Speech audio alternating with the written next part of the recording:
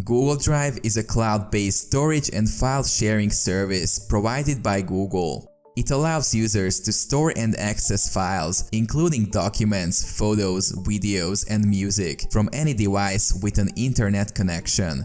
To use Google Drive, users must first create a Google account.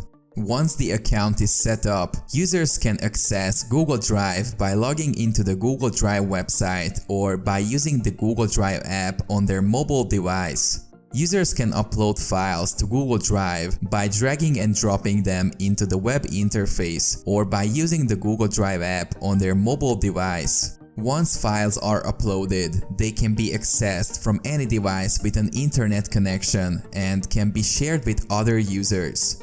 Users can also collaborate on documents in real time by giving other users access to view, comment, or edit the documents. Google Drive offers various plans for different needs. The basic one is free and comes with 15 GB of storage, and paid plans with more storage and additional features such as more security.